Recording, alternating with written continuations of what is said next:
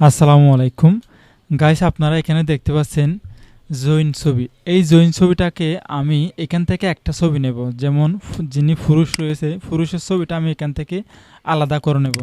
আলাদা করতে গেলে আমাদের প্রথমে পাসপোর্ট সাইজ নিতে হবে। যেমন এখানে 1.5 1.9 300তে রয়েছে, তো আমরা এখানে ক্রপ করে সে পাসপোর্ট সাইজের সাইজটা দিয়ে আমরা এটা ক্রপ করে নেব। যেমন আমি এতটুকুতে এটা ক্রপ করতেছি, যতটুকুতে ছবিটা সুন্দর করে নেওয়া যায়। ঠিক আছে, তো এভাবে করে আমি দিলাম। দেওয়ার পর আমি এখন ইন্টার বাটনে প্রেস করব, অথবা এখান থেকে আমি টিক মারে ক্লিক করব। দেখুন এখন মহিলার যে ছবিটা ছিল সেটা চলে গেছে, পুরুষের ছবিটা চলে আসছে। পুরুষের ছবির ডান সাইডে একটু খেয়াল করুন, মহিলার বোরকাটা রয়েছে এবং নিচে পুরুষের যে কাঁদাটা ছিল ওই খাটটা ছিল ওইটা কাটা হয়ে গেছে। এখন আমরা এটা সোজা করব এবং ওই মহিলার ইয়েটা বাদ দেব। তাহলে সেটা করার জন্য সর্বপ্রথম আমরা মহিলার ছবিটা যেটা রয়ে গেছে বোরকার ছবি ওইটা বাদ দেবো। বাদ দেওয়ার জন্য এখান থেকে ইরেজার টুল সিলেক্ট করব। সিলেক্ট করার পরে আমরা এখান থেকে যে কোনো একটি ব্রাশ সিলেক্ট করব। সফট ব্রাশ নেব না, এখান থেকে আমি এই ব্রাশটি নিলাম, নর্মাল একটা ব্রাশ নিলাম। নেওয়ার পরে এখন এখান থেকে অপাসিটি 100 থাকবে, পোলোর 100 থাকবে। তারপর আমরা ব্রাশের সাইজটা একটু বাড়িয়ে নেব, এতটুকুতে নিলাম।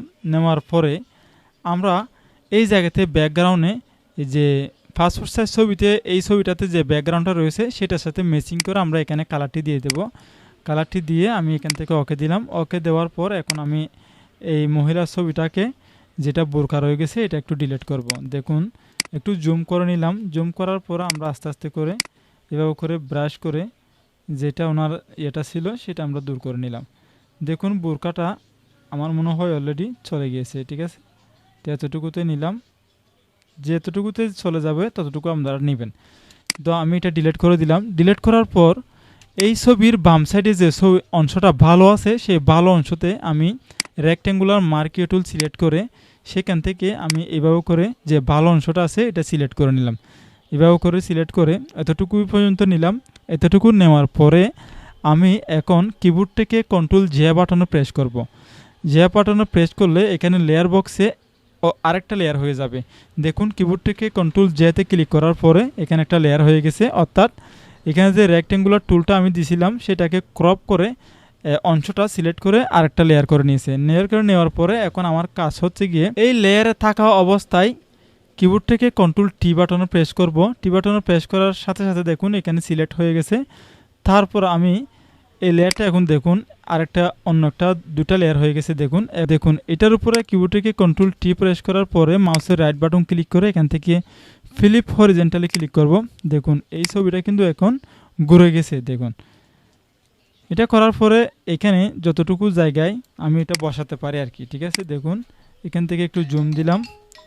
জুম দেওয়ার পরে আমি এই জায়গাতে রাখবো। এই ছবিটা আমি এতটুকুতে রাখলাম, হালকা একটু ম্যাচিং করে তারপরে রাখবেন আর কি। যে ছবির যে দাগ ছিল ওগুলোর সাথে হালকা ম্যাচিং করে রাখলাম। দেখুন আমি এখন ম্যাচিং হয়ে গেছে।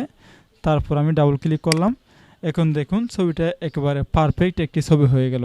আপনারা চাইলে এই টেকনিকটা অবলম্বন করে ছবিতে কাজ করতে পারবেন। ঠিক আছে, যদিও বা একটু কোটিং হয়, ভিডিওটা দু একবার করে দেখবেন। এর চেয়ে কোটিং হলে আপনারা করে নিতে পারবেন এই টেকনিকটা অবলম্বন করে। এখন এখানে দেখতে পাচ্ছেন দুটা লেয়ার, কিবোর্ড থেকে কন্ট্রোল শিফট ই বাটনে প্রেস করে লেয়ারটাকে একটা লেয়ার করে নিব। ঠিক আছে, এখন আমরা চাইলে এই ছবিটা কাস্টমারকে প্রিন্ট করে দিতে পারি। আশা করি আপনারা বুঝতে পারছেন। পরিশেষে আমাদের এই ছোট্ট চ্যানেলটি সাবস্ক্রাইব করবেন, পাশের বেল আইকনটি ক্লিক করে আমাদের চ্যানেলের সাথে থাকবেন।